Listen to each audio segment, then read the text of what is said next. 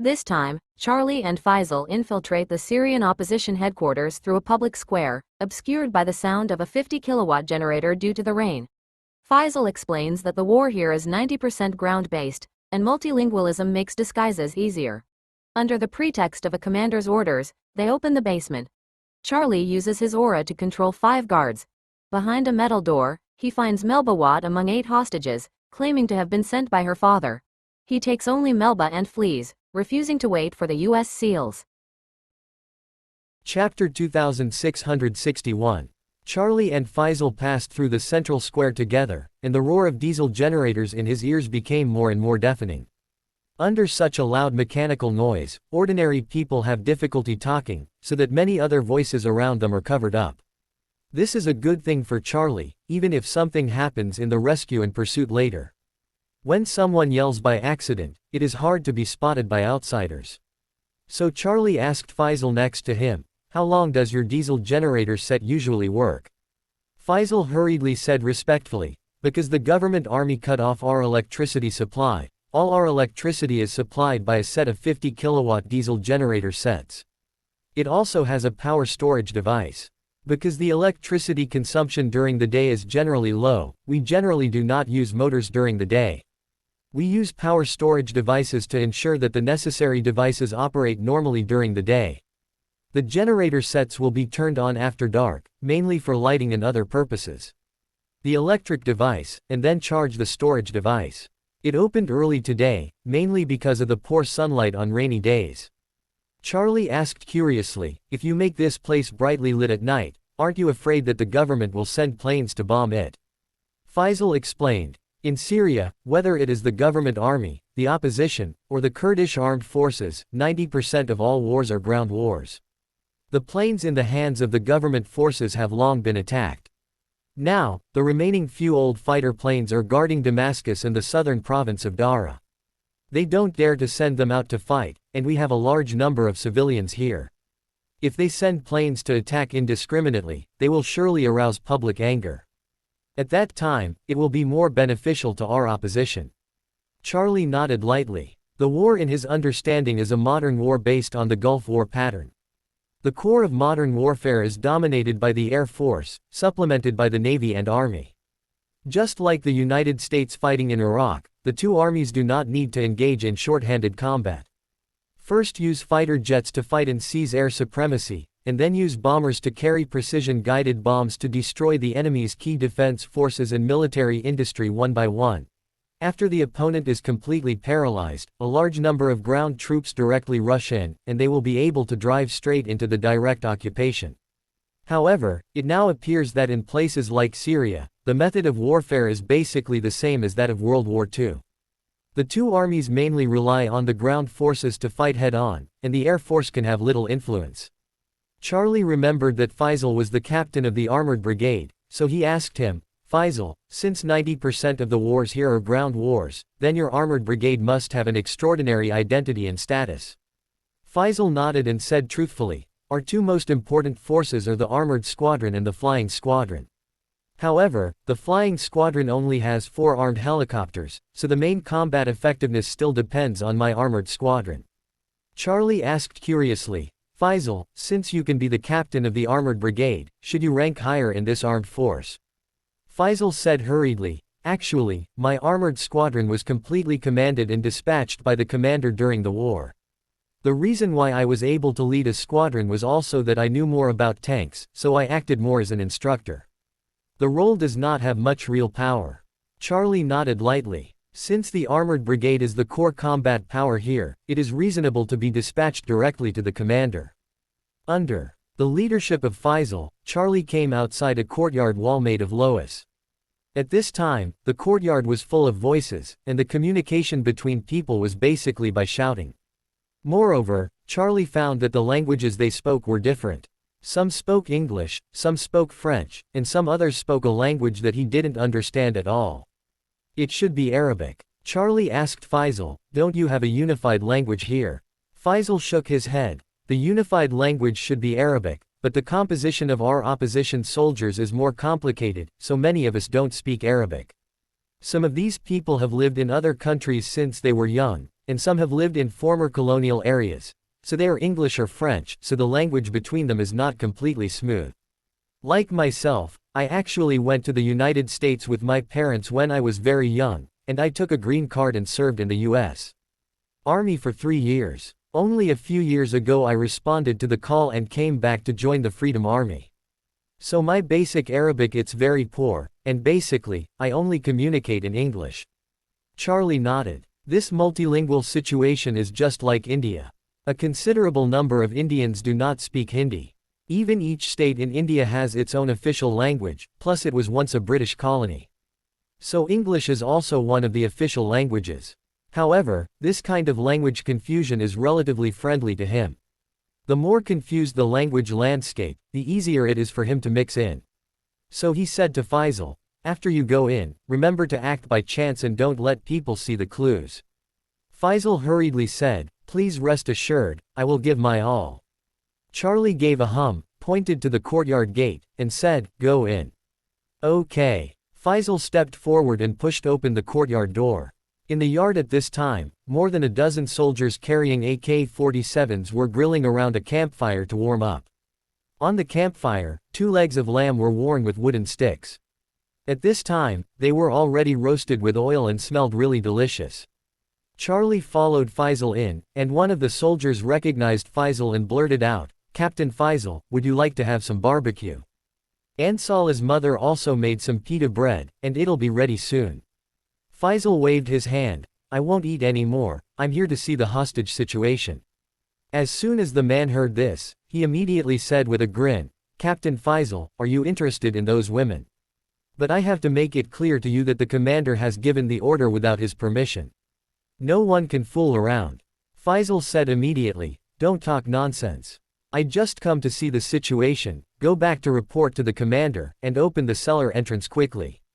The man nodded hurriedly, turned to greet a soldier, and together bent over and opened a thick wooden board from the ground.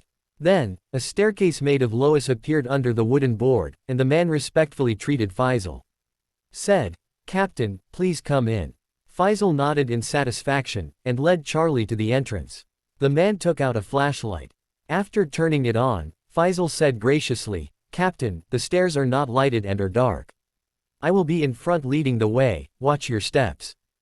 Faisal glanced at Charlie, and when he saw Charlie nodding to him quietly, he agreed and said, okay, you can lead the way.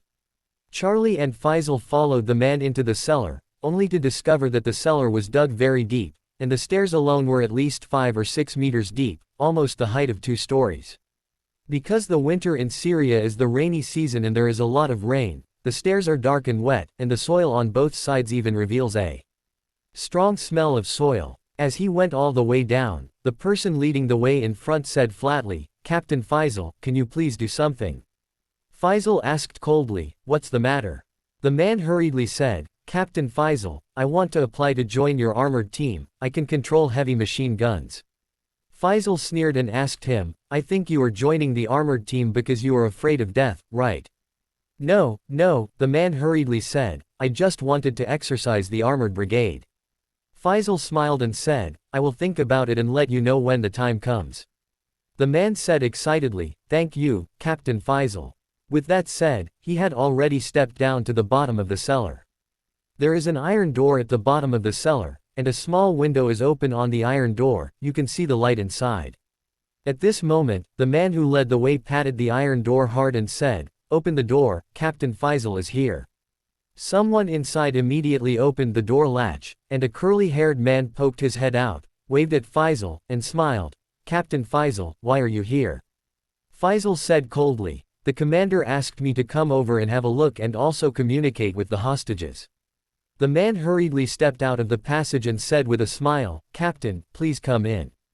Faisal said to the person who led the way, go back. You remembered what I just said. If there is a result, I will tell you as soon as possible.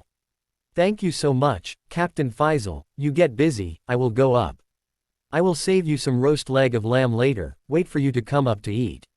The man turned and left, Faisal waved to Charlie, and the two entered the cellar one after another. Charlie originally thought the cellar was a small space, but he didn't expect that there was a cave inside. There are 2 rooms in the cellar. The outer room is about 20 square meters. There are 4 soldiers guarding. Inside there is a wall and a big iron door without windows. Charlie can perceive that there are 8 people inside. It must be Melba and her friends.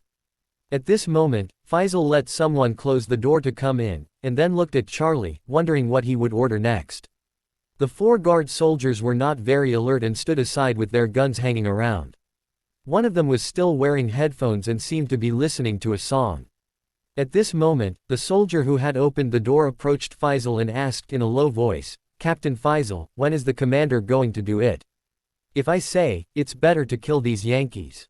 It's useless to keep them a little bit longer. We have to let a few of our brothers stay here. It's damp and smelly. After a long time, the panel is itchy and uncomfortable." Faisal said indifferently, "The commander of affairs naturally has his plan, so you can honestly carry out the commander's order. Don't say anything else, don't ask." "Okay." The man sighed helplessly and said, "It's really not possible. Captain Faisal will help us to talk to us and arrange for a few brothers to change shifts. We always stay in the cellar. It is too painful." Quote. Charlie walked up to the man at this time, patted his shoulder lightly, and said with a smile, "Brother, everyone works for the commander, so don't have so many complaints." As he said, a trace of spiritual energy penetrated into the opponent's body and went straight to the opponent's brain. Immediately afterwards, just like Faisal, this person was given psychological hints by Charlie. Hearing this, he hurriedly said, "You are too right." Charlie nodded in satisfaction, pointed at another person, and said, "This brother must be dissatisfied, right?" The man hurriedly said, "I dare not. What the commander asks me to do, I will do, no more too. Minds." Charlie smiled, walked to him, patted him on the shoulder, and smiled, "You have a high level of consciousness. I will definitely say something for you in front of the commander in the future." After that, another trace of spiritual energy entered, following the method, and firmly controlling this person's consciousness. At this time, a guy with a full face cursed and said, "The commander said that as soon as the time is up, he will start to kill. I think it is almost the time, and I will execute the sentence then." Charlie looked at this man, sneered, and asked, "You like killing people?" The guy stared at Charlie and said disdainfully, "Yes, I just like it. Why? Do you have an opinion? Or do you want to speak for these Yankees?" Charlie smiled and said, "Why should I speak for them? I just think that the hostages really can't come to the table. If you have the ability, it is better to wait for the government forces to come and kill a few more enemies on the battlefield." The guy stepped up to Charlie in 2 steps, reached out his hand and grabbed Charlie's collar, and yelled, "Are you sarcastic to me?" Charlie smirked, "It seems you are not stupid." The guy was very angry. As soon as he raised his hand, his fist was about to hit Charlie's face. Charlie suddenly yelled, "As dollar hole, even you dare to fight your dad? Don't hesitate to kneel down and admit your mistake." This voice scared the other party into a sluggish moment. He didn't know that at that moment, Charlie had already given powerful psychological hints to his brain. His whole figure was startled, and then he knelt on the ground with a thud, and said with sincerity, "Dad, I was wrong." Charlie pushed him away. At this moment, the person wearing the headset took off the headset in a bit of surprise, and blurted out, "Camille, why did you kneel down? This person is your father." The strong man called Camille blurted out, "Yes, he is my father." The man stunned and said, "Your brain is broken, right? Didn't your dad only die last year? I came to help carry the coffin." Charlie looked at him at this time and said lightly, "I am not only his father, but also your father. Why don't you just kneel down and admit the mistake like him?" This sentence scared this person to death. He felt dizzy in his mind, and then he knelt down beside Camille subconsciously, choked up, and said, "Dad, I was wrong." Charlie also felt a sharp pain in his brain at this time, and then carefully examined his body. There was only a trace of aura left, which made him realize that he had just given 5 people consecutive psychological hints, and the aura consumption was indeed too great. In the past, he seldom used aura intensively. At this moment, the aura consumption was greater than in the past few months. Fortunately, the 5 people, including Faisal, have been psychologically hinted at by him, and these 5 people have become his most loyal puppets. So he pointed to the door of the room inside and said to the 5 people, "Who has the key? Open the door." Hearing Charlie's order, someone immediately took out the key and prepared to open the iron door inside. Charlie said, "You will guard outside the door for a while, and if someone comes, try to spread it out." With that, Charlie looked at the time and said, "I guess your commander will come over soon. If he wants to come in, let him in. You guys should behave naturally and don't let him see any clues." "Okay." The 5 people agreed in unison. Immediately, the door opened. As soon as the door opened, there was a smell of earthly soil inside. He stepped forward and found that there was nothing in the whole room, only a lamp hung on the top of the room alone, and the wattage of the bulb was very low and the light was very dim. There are some traces of artificial reinforcement on the top of the room, but there are still mud walls around it. In this kind of room, there is basically no chance of suicide. In the corner of the wall, there are 8 people sitting on the floor in a row, wearing black hoods with their hands tied behind them, leaning against the wall. Charlie couldn't see their faces, but through their clothes and figure, one could see that among the 8 people, there were 3 women and 5 men. Hearing the opening of the door, the 8 people were all nervous, and a few even began to curl up and tremble unconsciously. Charlie entered the house and closed the iron gate by the way. Then, he paced up to the 8 people and took off the black hoods on their heads one by one. From left to right, Charlie took off the headgear of 7 people in a row. As a result, the 5 boys and 2 girls had different skin colors. One of the boys was yellow, but the 2 girls were both blonde and white. After picking the last one, he finally saw a yellow female with short hair and a beautiful appearance. Because these 8 people have always been covered by thick blackheads, their vision has been in the dark, and now they suddenly get light. Even if it is only dim, the light bulb makes them feel very dazzling, so they are all subconsciously cover the light in front with their hands. After a while, everyone's vision finally returned to normal. What frightened them was that in front of them stood a man dressed as a standard terrorist with a black mask on his head. The man also held an AK-47 in his hand, which was a look of a gangster. Charlie looked at the yellow girl who looked a bit like Southeast Asian and asked directly, "Are you, Melba Watt?" As soon as the words were said, the girl's body twitched suddenly. She looked at Charlie and subconsciously asked, "How do you know me?" Charlie stretched out his hand to take off the mask, and said lightly, "I am entrusted by your dad to take you home." As soon as these words came out, Melba was struck by lightning. She looked at Charlie with an incredulous look, and blurted out, "What did you say?" "My dad entrusted you to take me home. How does he know that I am here? And, why are you here? Are you part of the armed opposition?" Charlie smiled slightly. "Miss Watt, you have too many questions, but I can tell you clearly that I am not from the armed opposition. I received your father's entrustment a few hours ago, so I hurried over from China just for you." At this time, a yellow male spoke in shock and said, How is this possible, from the time we were caught until now, but it has only been not more than half a day, in such a short time, you can't catch up from China at all." Charlie smiled and said, "What you think is impossible may not really be impossible." After speaking, he looked at Melba and said lightly, "Time is running out. I will prepare an opposition suit for you in a moment. After you put it on, follow me." Melba blurted out and asked him, "Then, what about my friends?" Charlie shrugged his shoulders and said, "I don't have a particularly good way to rescue all 8 of you at the moment, so you come with me first, and I will send you to a safe place first. If conditions permit, I can consider coming back again to save others." At this time, a blond man blurted out, "I think you are a liar. There are 1 or 2 thousand opposition forces stationed here, how can you rescue us?" Charlie nodded and said, "What you said is right, I can't save you, so just stay here honestly." When the blond man heard this, he coldly snorted, and said angrily, "I don't need you to save me. There are so many guards outside.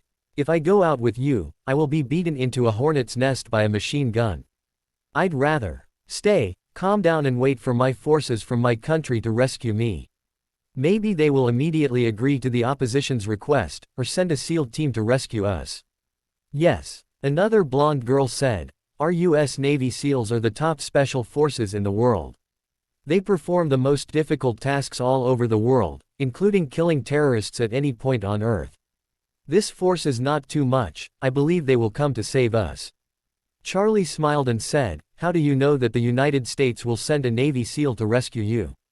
Who gave you the confidence? An American boy with a dark panel next to him said without hesitation, "We in the United States have always been strong and will not allow any foreign armed forces to harm our citizens. Also, don't forget that we have a large number of military bases around the world, and there are several in the Middle East alone. Turkey, a neighboring country in northern Syria, has several of our military bases. In Saudi Arabia near southern Syria also has our military base. So, they are likely to send Navy SEALs from these two countries to rescue us." When Charlie heard this, he couldn't help but exclaimed, "I found that you are all very good at it. You can speak Chinese as well, have you studied it specifically?" Another Indian American boy said proudly, "To tell you the truth, we are all top students in the United States. Everyone has several master's and doctoral degrees. Everyone is proficient in several languages, and we can speak Chinese. What's up? Japanese, French, German, all of them." Charlie couldn't help but gave him a thumbs up, and asked him with a smile, "It's awesome, it's really awesome." After he finished speaking, he suddenly changed his conversation and sighed, "Oh, I really don't understand. How can you learn so many languages for a person who has no brains? Do people who lack the heart and eyes have the talent to learn languages?" The man blurted out, What did you say?" Charlie sneered, "You said you have military bases in several countries around you, so why have I been here all the way from China? Your SEALs are so close, but they haven't yet arrived to take you. What about a ghost?